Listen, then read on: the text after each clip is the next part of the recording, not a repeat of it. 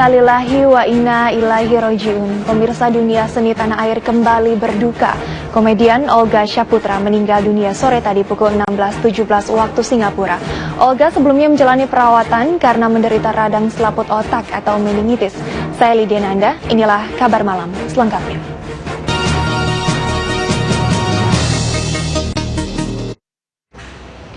Artis dan presenter Olga Syaputra meninggal dunia di rumah sakit di Singapura Jumat sore tadi. Olga meninggal dunia akibat sakit radang selaput otak atau meningitis. Kabar wafatnya Olga pertama kali disampaikan langsung oleh manajernya Vera. Olga dinyatakan meninggal dunia pada pukul 16.17 Jumat waktu Singapura.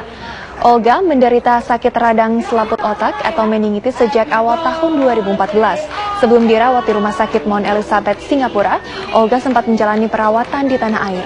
Dan sejak akhir tahun 2014, Olga kemudian diterbangkan dan dirawat di Rumah Sakit Mount Elizabeth, Singapura. Saat ini, jenazah Olga disemayamkan di Rumah Sakit Mount Elizabeth, Singapura. Jenazah Olga akan dibawa ke Jakarta esok hari dan hingga kini belum ada konfirmasi di manakah Olga akan dimakamkan.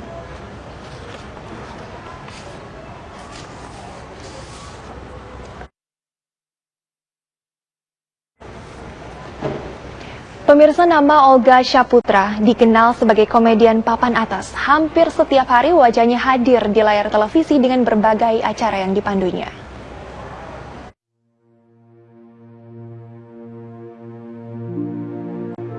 Komedian bernama asli Olga Syaputra lahir pada 8 Februari 32 tahun lalu.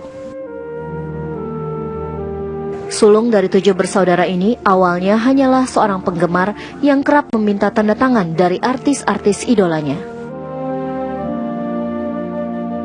Awal karir komedinya dimulai saat ia bergabung dalam Sanggar Ananda, pimpinan Aditya Gumai. Di sana, bakat komedinya terus terasah. Satu demi satu wajahnya muncul di program-program televisi.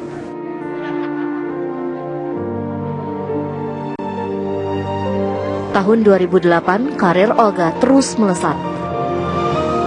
Tidak hanya dikenal sebagai komedian, karirnya juga merambah ke dunia presenter dan film layar lebar. Hampir semua program yang dipandu Olga Syaputra menuai rating tinggi. Aksi kocaknya yang kerap berperan sebagai waria membuat Olga menjadi salah satu artis dengan bayaran termahal. Berkat eksistensinya pula, Olga berhasil meraih sejumlah penghargaan selama karirnya. Di antaranya, presenter acara musik terfavorit dan pelawak terfavorit.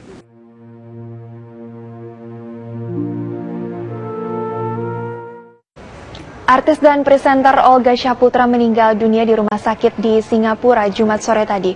Olga meninggal dunia akibat sakit radang selaput otak atau meningitis. Kabar wafatnya Olga pertama kali disampaikan langsung oleh manajernya Vera. Olga dinyatakan meninggal dunia pada pukul 16.17 Jumat waktu Singapura. Olga menderita sakit radang selaput otak atau meningitis sejak awal tahun 2014. Sebelum dirawat di Rumah Sakit Mount Elizabeth, Singapura, Olga sempat menjalani perawatan di tanah air dan sejak akhir tahun 2014, Olga kemudian diterbangkan dan dirawat di Rumah Sakit Mount Elizabeth, Singapura. Saat ini jenazah Olga disemayamkan di Rumah Sakit Mount Elizabeth, Singapura. Jenazah Olga akan dibawa ke Jakarta esok hari dan hingga kini belum ada konfirmasi di manakah Olga akan dimakamkan.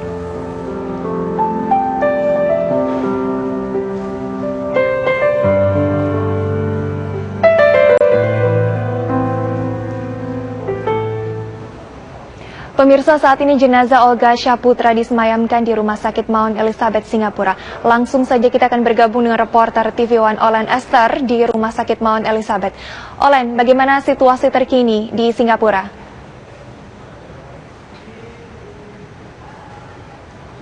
Ya, Lydia dan pemirsa, hingga saat ini kami belum berhasil menemui pihak keluarga dari Olga Syaputra maupun manajer yang bernama Mak Vera yang mengkonfirmasi kebenaran akan meninggalnya presenter dan juga komedian asal Indonesia yang selama 1 tahun terakhir mendapatkan perawatan intensif di Rumah Sakit Mount Elizabeth Singapura.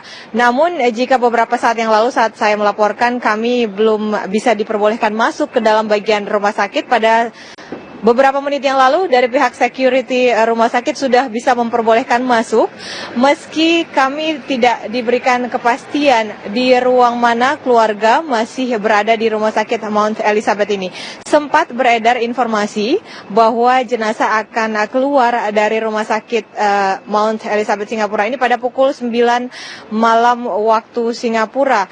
Namun saat kami konfirmasi ke pihak Kedutaan Besar Republik Indonesia di Singapura, dari KBRI sendiri belum mendapatkan informasi dari pihak keluarga untuk mengeluarkan rilis terkait meninggalnya presenter komedian asal Indonesia Olga Syahputra, dan dari KBRI sendiri belum mengeluarkan izin untuk menerbangkan jenazah Olga Syahputra kembali ke tanah air di Jakarta. Dan sejauh ini memang informasi yang kami terima bahwa dari pihak keluarga sebenarnya sudah berada di Rumah Sakit Mount Elizabeth ini sejak pagi tadi ya, karena kondisi dari Olga sudah semakin kritis selama beberapa hari terakhir, dan sulung dari 7 bersaudara ini memang akhirnya dipanggil menghadap Yang Maha Kuasa pada pukul 16:17 waktu Jakarta, waktu Indonesia Barat di tanah air, atau sekitar pukul 5 sore waktu Singapura. Dan kita ketahui memang selama 1 tahun terakhir Olga Syahputra yang merupakan presenter yang sangat humoris, dikenal terakhir sejak April 2014 mendapatkan perawatan di Rumah Sakit Mount Elizabeth ini, kondisinya tidak membaik dan akhirnya telah dipanggil oleh Yang Maha Kuasa pada pukul 4 sore tadi waktu Jakarta. Untuk sementara demikian yang dapat kami laporkan, kembali ke Anda Lydia di studio. Baik, terima kasih Olan Esther, laporan langsung Anda dari Singapura. Pemirsa, kami akan terus mengupdate informasi terbaru dari meninggalnya Olga Syahputra. Usai jeda berikut, kami akan hadirkan laporan langsung dari kediaman Olga di Duren Sawit, Jakarta Timur. Tetap di Kabar Malam. Dari Olga Syahputra ada Aditya Gumai. Kita akan berbincang sejenak seperti apa sebenarnya sosok Olga di mata rekan-rekannya. Selamat malam, Mas Adit. Selamat malam. Ya, Mas Adit, kalau boleh diceritakan informasi tentang meninggalnya Olga, Anda dapatkan pertama kali kapan dan dari mana, Mas Adit? Ya, dari jam 4 sore tadi sampai sekarang, saya sedang premier film terbaru saya, Ada Surga di Rumahmu. Dan begitu banyak ribuan tamu yang datang, dan di tengah wawancara dengan para wartawan yang sedang membahas mengenai film Ada Surga di Rumahmu ini, tiba-tiba beberapa wartawan mendapatkan informasi dari rekan-rekannya, Olga Syahputra meninggal dunia, dan mereka menanyakan kepada saya. Saya karena memang belum terhubung dengan pihak keluarga atau pihak manajemen Olga, saya tidak bisa mempercayai saja karena hal ini sudah beberapa kali terjadi. Saya bilang ke mereka, ya paling itu hoax saja, dan saya belum bisa menghubungi pihak keluarga ataupun pihak manajemen, jadi saya belum bisa memberikan pernyataan apapun. Jadi baru sekarang ketika TV One menelpon saya pikir kalau sebuah TV pemberitaan sudah mendapatkan konfirmasi, ini betul tampaknya. Jadi saya juga sekarang jadi merasa berita ini bukan hoax lagi. Baik, Mas Adit, berarti sampai sekarang pun Anda belum bisa menghubungi pihak dari manajemen ataupun juga keluarga Olga, begitu ya Mas Adit ya? Iya, saya pikir juga mungkin pihak keluarga ataupun pihak manajemen sedang sangat disibukkan. Handphone beberapa orang dekatnya Olga tidak bisa saya hubungi, dan sempat tadi handphone saya juga lowbat ya. Baik. Tapi kemudian setelah saya tap, TV One kemudian menghubungi saya, dan sekarang saya jadi yakin bahwa berita ini adalah benar. Gitu. Ya, Mas Adit, sebelumnya Anda dikenal adalah sosok yang sangat dekat dengan Olga Syahputra, khususnya pada awal karir dari Olga. Mungkin bisa diceritakan sedikit Mas Adit seperti apa Olga Syahputra, sosok seorang Olga di awal karirnya? Ya, Olga masuk sanggar saya ketika dia duduk di kelas 3 SMP.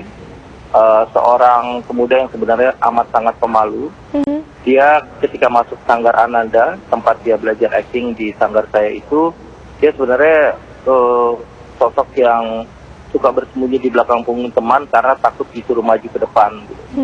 Sampai peran-peran kecil yang saya berikan pun pada dia masih sangat gugup memainkannya, hingga kemudian dengan perkembangan waktu dan juga ketekunan dia belajar di sanggar, sampai kemudian dia juga memutuskan bersama beberapa temannya, Ruben, Cikalia, kemudian Raffi, mereka mengontrak di rumah susun di daerah Tebet untuk melanjutkan latihan-latihan yang didapatkan di sanggar yang sebenarnya cuma didapatkan latihan itu seminggu sekali.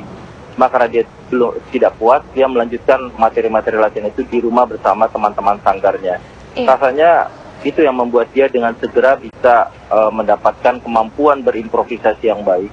Ya, Mas dan Adit. Juga bisa, ya. Ya, Mas Adit, setelah kemudian Olga dikenal sebagai seorang komedian papan atas di tanah air, banyak acara juga yang dipandunya. Hampir setiap hari kita sudah tidak asing lagi dengan sosok Olga di layar kaca. Seberapa sering Anda berjumpa dengan Olga? Cukup sering.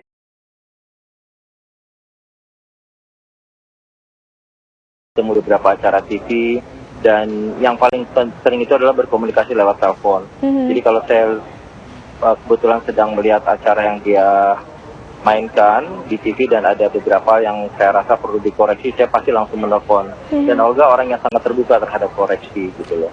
Iya. Iya. Mas Adit, bisa diceritakan mungkin dalam komunikasi Anda dengan Olga selama ini, apakah Olga pernah mengeluhkan mungkin tentang kesehatannya? Sebenarnya sekitar 2 tahun yang lalu, ketika dia memang full sekali jadwalnya, dari pagi sampai ketemu pagi, kebetulan saat itu sedang Ramadan, dia di akhir acara sahur itu menelpon kami, para pengurus sanggar, dan menangis karena dia merasa begitu lelah sekali gitu. Tapi dia juga seperti takut kehilangan waktu, karena dia bilang ini mumpung saya masih mendapatkan banyak kesempatan, maka dia akan ambil semuanya gitu. Jadi mengenai sakitnya dia, sekitar 3 hari sebelum masuk rumah sakit Pondok Indah, dia sudah bilang bahwa dia itu ada ruam-ruam di badan dia gitu, yang akan diobati dengan suntik stem cell pada saat itu. Dan kemudian obrolan berlanjut dengan perbincangan mengenai rencana dia membuat film layar lebar, dan dia ingat sekali saya yang menyutradarai. Tapi beberapa hari kemudian dia malah masuk rumah sakit. Saya sempat datang ke rumah sakit Pondok Indah, tapi hanya melihat dia sedang tertidur. Itu adalah pertemuan saya terakhir dengan Olga, hingga kemudian dia dipindahkan ke Singapura. Saya tidak pernah bertemu lagi. Baik, kalau bicara tentang sosok seorang Olga, Mas Adit, mungkin Anda punya sebuah kenangan yang tidak terlupakan tentang Olga. Bisa diceritakan, Mas Adit? Salah satu yang paling teringat oleh saya adalah ketika dalam sebuah syuting, tiba-tiba Olga berbisik kepada saya gitu. Waktu itu dia masih peran kecil ya, bukan peran utama. Dia bilang pada saya, Pak Adit, aku ingin sekali punya botol air mineral dengan namaku. Artinya biasanya artis-artis yang peran utama itu diberikan botol air mineral ditulis dengan spidol namanya gitu. Sementara peran-peran tambahan itu mereka mengambil sendiri botol air mineralnya gitu. Nah, saya pikir ini permintaan yang lucu saat itu. Tapi oke lah, saya stop sebentar syuting. Lalu saya bikin sedikit upacara penyerahan botol air mineral dengan nama Olga. Dia sangat terharu, bahkan sampai menangis. Dan dia merasa pemberian botol air mineral dengan namanya itu merupakan satu pernyataan dia telah diterima di dunia entertain. Buat saya saat itu masih sebuah lelucon aja, tapi ternyata sekarang saya merasa hal kecil yang saya lakukan itu tampaknya memotivasi dia untuk betul-betul mewujudkan mimpinya menjadi artis papan atas. Baik, sebuah impian yang sederhana nampaknya Mas Adit ya, namun sangat menginspirasi, mengingat ini adalah bentuk semangat dari Olga untuk terus bekerja keras sampai akhirnya bisa menjadi salah seorang artis papan atas di Indonesia. Aditya Gumai, terima kasih banyak atas waktunya berbincang bersama kami di Kabar Malam. Selamat malam, Mas Adit. Iya, selamat malam. Pemirsa, kami masih akan mengajak Anda untuk berbincang dengan rekan dari Olga Syaputra lainnya. Usai jeda berikut kami kembali dengan perbincangan bersama Opi Kumis. Sesaat lagi.